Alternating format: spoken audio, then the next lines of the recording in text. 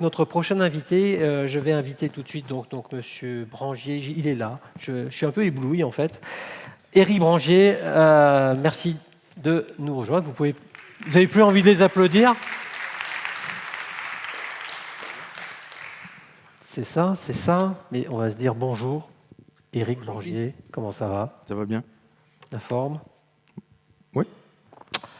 Très heureux en tout cas de vous retrouver. Vous êtes professeur des universités, responsable du master ergonomie à l'université de Lorraine. Vous dirigez l'unité de prestation de services Managemétrie, vous nous direz ce que c'est. Vous réalisez des enquêtes santé, performance, qualité de vie au travail pour des entreprises. Si j'ai bien compris, vous avez à ce titre évidemment une très large connaissance du monde de l'entreprise, de ses mutations. On va pouvoir profiter de vos observations, vos analyses, fruits de nombreux travaux que vous avez conduits dans les organisations en mouvement accéléré par ces transformations digitales, organisationnelles aussi, mouvement impacté par un rapport au travail qui change, c'est clair, mouvement bouleversé par des modèles en grande recomposition. Alors dès lors, en quoi la santé au travail s'oppose-t-elle comme un peu au regard de toutes ces transformations avec tous ces risques émergents, risque d'altération de la santé des travailleurs aussi, sur la base de ces nombreuses expériences, notamment une récente recherche très parlante menée auprès de 59 entreprises, je crois, mais vous le direz mieux que moi. Quelles pourraient être finalement vos préconisations pour aider les dirigeants, ces entreprises, leurs collectifs à appréhender ces nouvelles modalités et agir ensemble pour préserver la santé et rester performants, parce que c'est ça le sujet de notre journée. Ça va? Ça va. 4 heures? Ça va, j'ai une copie, 4 heures. Moins 3h50. Je vous en prie. Okay. On est très heureux de vous avoir avec nous. Merci Guy, merci aux organisateurs de cette journée. Je vais essayer il y a beaucoup de choses qui ont déjà été dites. Le thème est intéressant et je voudrais juste insister sur un point peut-être. Ça va être l'importance de l'évaluation des politiques finalement qui sont réalisées dans les entreprises. Parce que là, on a beaucoup de déclaratifs, mais on a très peu d'évaluatifs. Finalement, qu'est-ce que ça? On met en place des tas de choses, des baromètres sociaux, etc. Bon, en managemétrie, on a à peu près, on a interrogé depuis qu'on existe. Alors, c'est une unité de prestations et de services de l'université, donc on vend. L'université de Lorraine vend les prestations à des entreprises. On a fait déjà effectivement plus d'une cinquantaine d'enquêtes. Et interroger plus de 14 000 salariés. Voilà, donc ça je referme la parenthèse, mais ce n'est pas tout à fait ça dont je vais parler, puisque je vais parler d'une recherche qui est très inspirante, je trouve. C'est la recherche d'un collègue, ça avance comment? Le bouton vert, le gros. Celui-là? Non. Celui-là? Oui. Ça n'avance pas, si voilà. Alors, c'est un collègue qui s'appelle John Dull, qui est professeur à Rotterdam, à l'université Erasme, et qui est un ergonome. Et la chance qu'il a dans cette université, c'est qu'il est finalement dans la business school. Donc, il est dans l'école de gestion, et vous allez voir que ça, c'est important pour la suite. Alors, John Dull a fait une recherche sur 57, vous allez voir bientôt, entreprises. Et il s'est posé la question de savoir quelles étaient la relation entre la stratégie de l'entreprise et la performance et le bien-être. En fait, il a ici classé 3 types de stratégies. Première entreprise, c'est une entreprise qui fait des investissements massifs en termes de technologie. C'est-à-dire c'est une entreprise qui essaye de maximiser la performance technique. Si on est dans le cas du télétravail, eh bien, on développe des outils techniques qu'on estime être performants pour améliorer la situation des gens, la performance de l'entreprise, etc., etc. Il y a une deuxième stratégie possible, qui est la stratégie pilotée par, on va dire, la performance organisationnelle. Ici, on a une entreprise qui va faire des investissements massifs en termes de formation, en termes de gestion, en termes de gestion prévisionnelle des emplois. On va former les gens, par exemple au télétravail, on va former, etc., etc. Et il y a une troisième stratégie, qui est la stratégie pilotée par le bien-être. Donc on met en place des cellules d'écoute. Et il a même repéré une entreprise où on donnait des pommes le matin. Donc on a vraiment ici le souci de prévenir les risques psychosociaux, de développer l'écoute, de mettre en place des cellules victimologie, de faire des formations discrimination, etc., etc.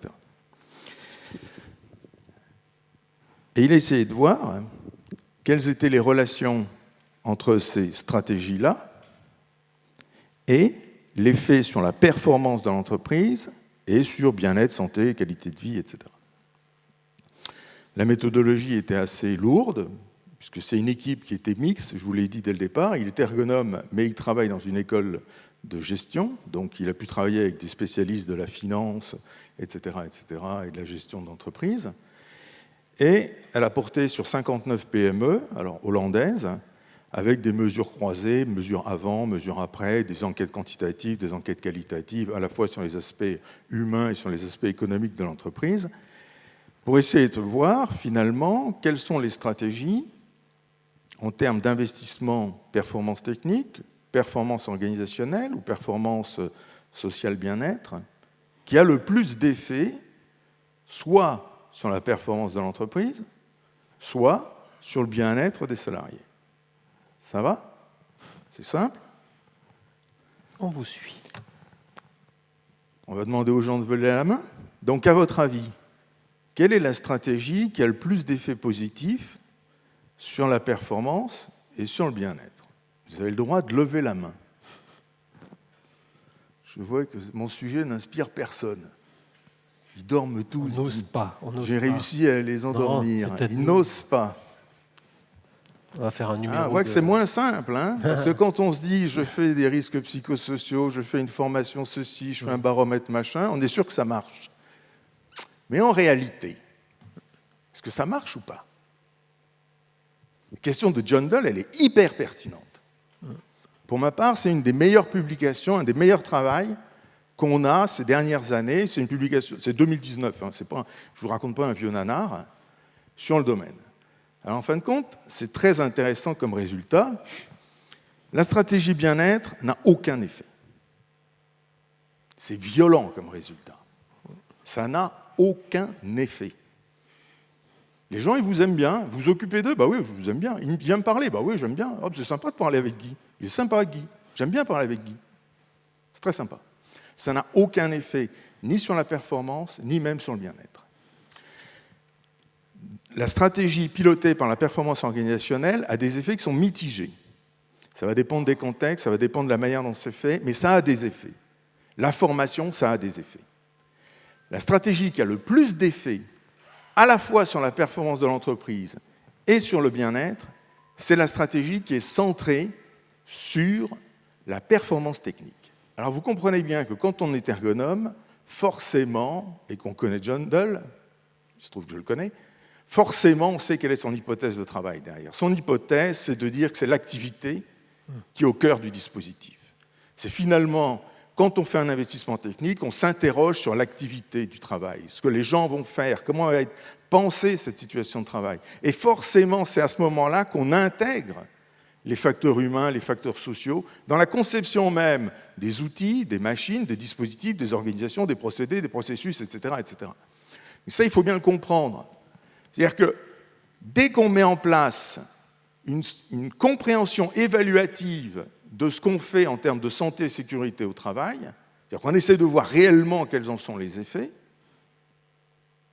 là on n'est plus dans le descriptif, hein, on n'est plus dans le vœu pieux, là, on est dans la réalité, eh bien on s'aperçoit que la stratégie qui aujourd'hui marche le mieux pour ces entreprises hollandaises, on peut toujours dire que ce n'est pas des Français, c'est sûr, c'est des PME, c'est vrai, c'est que des PME, ce n'est pas des grands groupes, ce n'est pas des TPE, etc., etc. Donc l'échantillonnage, on peut le critiquer, hein, mais c'est quand même un point qui est quand même extrêmement important, c'est bien de rappeler que la performance, c'est le but de toute organisation. Un dirigeant d'entreprise, c'est son souci quotidien, c'est d'être performant. Il n'y a pas un dirigeant d'entreprise qui va vous dire « moi je veux être non performant, moi je veux que ma boîte elle croule ». Non, ça n'existe pas. Donc forcément, quand on a une stratégie à avoir, que ce soit en termes de qualité produit, d'innovation, de tout ce qu'on veut, de santé, sécurité, elle doit être connectée à la performance.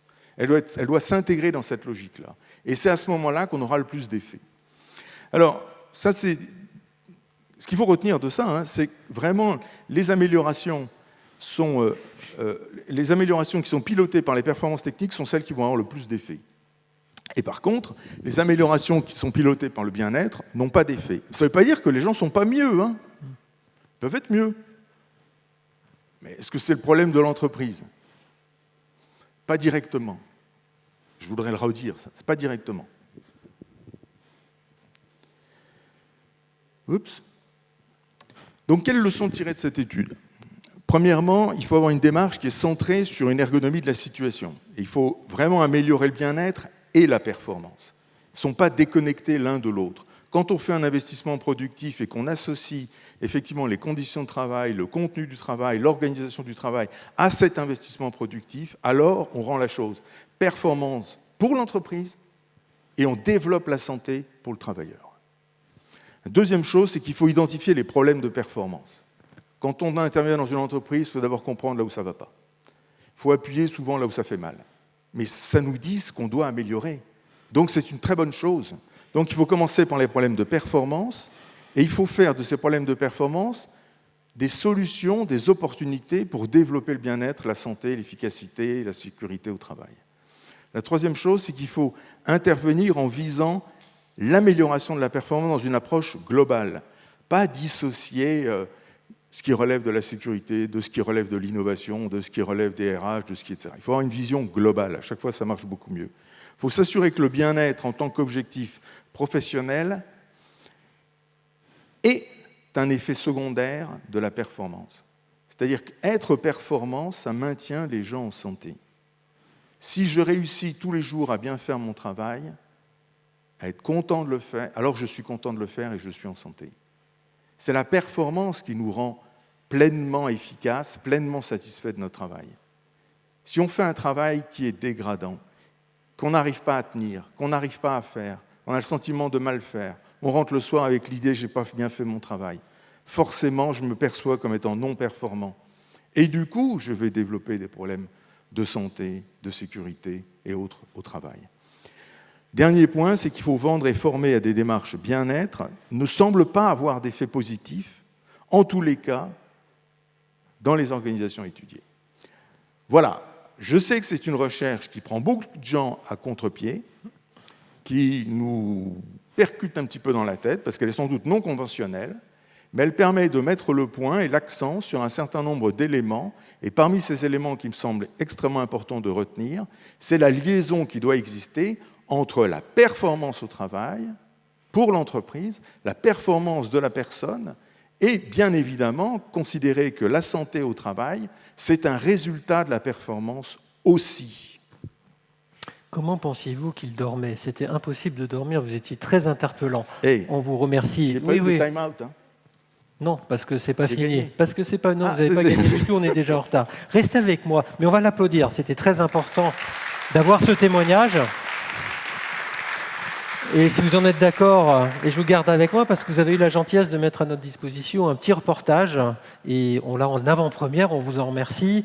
Le thème, c'est l'ergonomie et son dictionnaire qui vient de paraître. Vous avez assuré la codirection de ce dictionnaire tout à fait original, dans le sens noble du terme, que vous avez copiloté avec le professeur Gérard Valéry. Un mot peut-être, et puis on regarde. Alors, merci. C'est effectivement une avant-première. Le film n'est pas encore sur le site de l'université. Donc, voilà. L'Université de Lorraine a fait un petit film pour mettre en avant, enfin une série de films pour mettre en avant le travail des chercheurs. Alors souvent, les travaux des chercheurs sont assez connus, c'est plutôt des publications, c'est plutôt du travail sur des paillasses pour nos collègues en chimie, etc., etc. Donc on voit les gens dans les laboratoires. Et il y a un travail qui est très peu connu, qu'on a voulu mettre en avant, en tous les cas, l'université a voulu mettre en avant dans ce film-là, c'est le travail d'encyclopédiste. C'est-à-dire que les chercheurs, à un moment donné, ont aussi besoin de capitaliser le savoir et de faire en sorte qu'on fabrique un corpus d'une époque donnée, sur un moment donné, sur une discipline donnée. Ici, c'est l'ergonomie. Alors, avant le Covid, Duno nous a fait cette proposition, à Gérard Valéry et à moi, donc Duno, c'est un éditeur, de coordonner ce dictionnaire. Et puis finalement, le Covid nous a donné du temps. Et c'est un lien très intéressant parce qu'on y parle d'entreprise et ça peut nous concerner, nous tous, ici, dans cette assemblée. On regarde ? Allez hop. On regarde. Merci.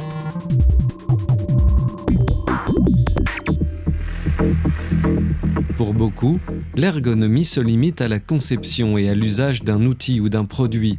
Mais cette discipline, encore méconnue, englobe bien d'autres aspects du monde du travail et de la vie sociale.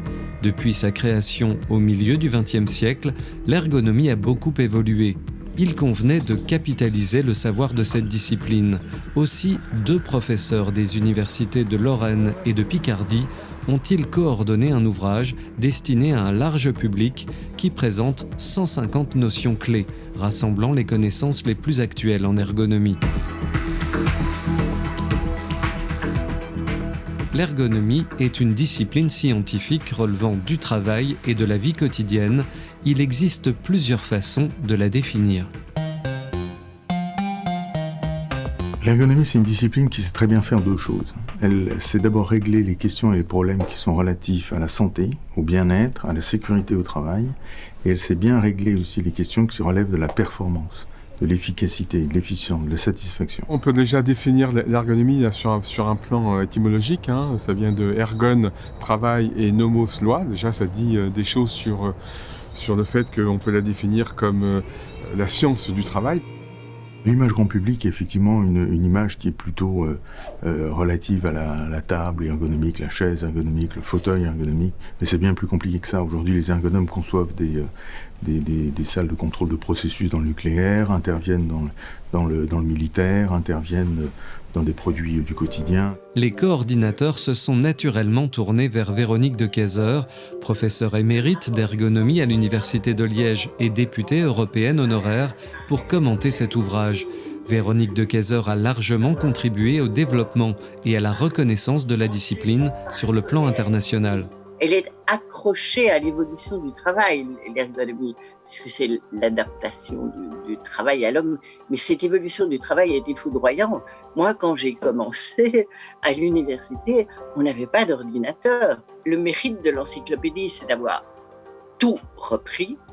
Mais alors, c'est un peu un dédale, c'est un peu un labyrinthe. C'est une espèce de Bible. Et vous savez, l'exégèse de la Bible, on n'a pas fini de la faire aujourd'hui. Je pense que l'exégèse de ce livre, ça méritera tout de même quelques mémoires ou quelques doctorats, je crois. Mais j'aime beaucoup. 178 auteurs français et étrangers, spécialistes du domaine, ont contribué à la rédaction de ces 150 concepts montrant l'étendue des connaissances et des champs d'action de l'ergonomie. Il fallait une dose très importante de scientifiques de haut niveau, où il n'y ait pas de débat, puisqu'on voulait chaque fois des experts, des individus capables d'être les meilleurs dans leur domaine.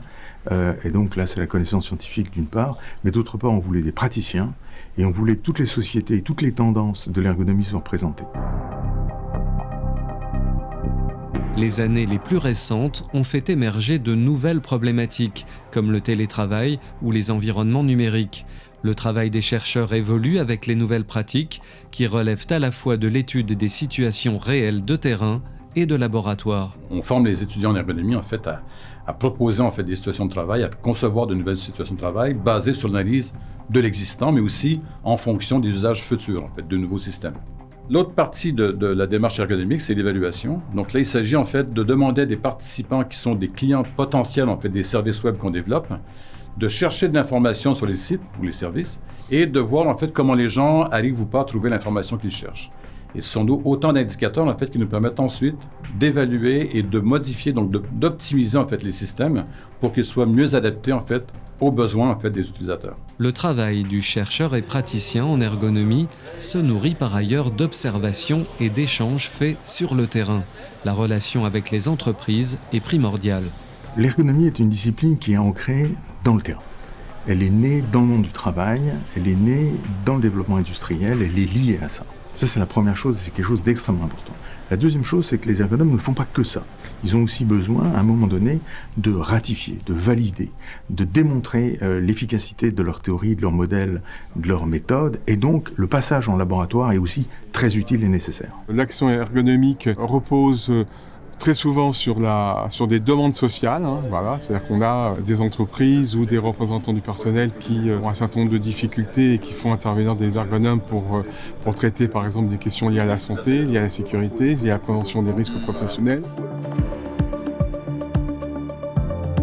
S'il y a déjà eu des recueils de notions d'ergonomie publiés par le passé, c'est la première fois qu'un travail encyclopédique aussi complet est réalisé. Un ouvrage comme celui-là, c'est d'abord un savoir qu'on essaie de stabiliser à un moment donné. Mais on sait très bien que ce savoir va évoluer. Donc il y a des concepts présents aujourd'hui qui n'étaient peut-être pas présents il y a 20 ans. Et sans doute, si on refait la même chose dans 20 ans, les choses auront évolué. Je pense que cet ouvrage participe également à une plus grande reconnaissance, une plus grande visibilité de l'ergonomie sur les questions sociétales. On peut penser au télétravail, qui génère de nouvelles modalités managérielles, de nouvelles modalités de relations entre les collègues, qui peut générer finalement de nouveaux risques. L'ergonomie peut participer également à mieux accompagner des nouvelles formes d'activité. On peut penser par exemple à l'ubérisation qui modifie fortement les conditions de travail. Une encyclopédie ou un dictionnaire encyclopédique, c'est un peu le miroir de la société dans laquelle on est. Aujourd'hui, on voit apparaître des questions relatives à l'industrie 4.0 ou relatives au développement durable, qui n'existaient évidemment pas il y a 20 ans. Les préoccupations n'étaient pas là.